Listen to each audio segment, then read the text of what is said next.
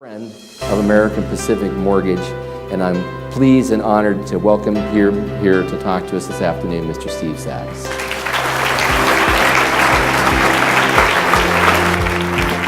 Thank you so much, Curt. Thank you. Great to be here. You know, actually, last time I was in LA, actually in Orange County, I was making my way through Mexico. I was down there doing a speech down in Mexico. And I don't know if you realize this, but you know, the Mexican people have adopted the Dodgers as a national team. You know, because of the great Fernando Valenzuela. You remember Fernando, of course. And because of the proximity to LA, so you got the Dodgers as a team down there. So as you wait for your plane, and I was waiting there for a long time, you get to listen to the Dodger broadcast. Of course, it's in Spanish, but they got a guy down there. I don't know if you heard of this guy. They call him the Mexican Vin Scully. Have you heard of this guy? He sounds just like Scully, only in Spanish. I can't believe it. It's like, El lanzador maravilloso, Clayton Kershaw. Viene la bola, Pujols, saca, foul. So anyway, thank you for having me here. You can commonly refer to me now as Lauren's dad. I guess that's what I've been hearing a lot about. But three things I'd like to talk about today, folks. Number one, I want to talk about impact and the amount of impact that we have on each other. You know, had it not been for that kind of an impact for me, at the age of 23 years old, my career would have been over in front of a national audience, humiliated. So I want to share with you what that impact meant to me. And secondly, I want to talk about culture. And then this is great right here when you talk about the transparency and the respect and that scrappy nature. You certainly hear that a lot in sports. I want to talk about that, but there's also another engine that really fuels that on as well. And I want to talk about that component. And then I want to talk about intentionality and how we really need to raise the bar of expectancy with people to make that magic happen when that entrepreneurial spirit comes out. So those are the three areas I'd like to talk about today. And actually, later on, I'm going to have some information out here. If you want to get a hold of me, you can see me at stevesaxspeaks.com. Also, I have a coaching and life coaching business at stevesaxcoaches.com. But if you want to get involved in my foundation, which I just launched last month, this is an online mentor coaching with kids all over the country, and we're going to be able to send a lot of these kids to college. You can see that at stevesaxfoundation.org, okay? So with that commercial out of the way, let's talk about a few things, okay? Folks, what I'd like to do is I'd like to familiarize you a little bit with how this all happened for me. And the truth of the matter is I really don't know where it came from. I just had this big dream when I was 5 years old to become a Major League Baseball player. Nothing else I wanted to do but play Major League Baseball. My brother had the same dream.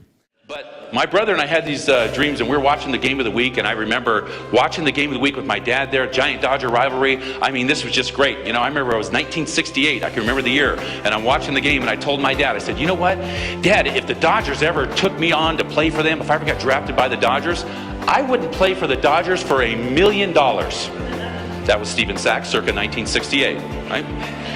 And then 10 years later, when I graduated from high school and they drafted me, it took $985,000 less for me to sign with the Los Angeles Dodgers. If you look at all the leaders in the world, all the way back, I mean, you talk about one of your brethren, if you will, and Henry Ford. Here's a guy who had no education at all. Not much of one, but he had a huge dream to become a great inventor, and he certainly was. I mean, you go back further than that in the 15th and 16th century, and the great astronomer Copernicus wanted to show us a multiplicity of worlds, and that the universe was built on a heliocentric system and not where the sun is in the center, but not the earth. People thought this guy was a nut when he went through this. But he had a big dream and a big passion to express himself, and he certainly did. In the inertia of your life, you are the unbalanced force. Because I think what you got to think about is what's your why. What was your why and why do you want to do something? Well, let me tell you this. If your why in your business is big enough, your how-to doesn't matter. I was teammates with Michael Jordan. No, I wasn't a basketball player. But remember when Michael Jordan tried to play baseball? Remember that? He was a really good basketball player. No, I loved him. I was a member of the White Sox, and Michael Jordan came over to the team. He was going to play baseball. Okay, so he comes over, loved him, tremendous guy, work ethic, fantastic. Humility, everything, you got it. I mean, no wonder he's such an icon. But Michael Jordan sitting on the bus with him, I had a month and a half in spring training with him, a month and a half during the season in Birmingham, Alabama, because I had a bad foot and I had to go down to get some reps, so I got to play on the team with Michael Jordan. Sitting on the bus with this guy, man, he said, hey, if I hadn't have got cut from my high school basketball team, which he did, or had it not been for the times where I had the game-winning shot in the palm of my hand as a member of the Bulls and I shot and we lost, which he did, he said, I never would have been as successful as I am. I thought Steve was authentic. I thought he was entertaining. I personally took 5 pages of notes. Finished Steve's presentation and it was absolutely awesome. Resonated with several points that he shared, and he's just a great speaker, speaks from the heart, and really enjoyed every minute of it. Thank you very much. The speech was phenomenal. It was fantastic.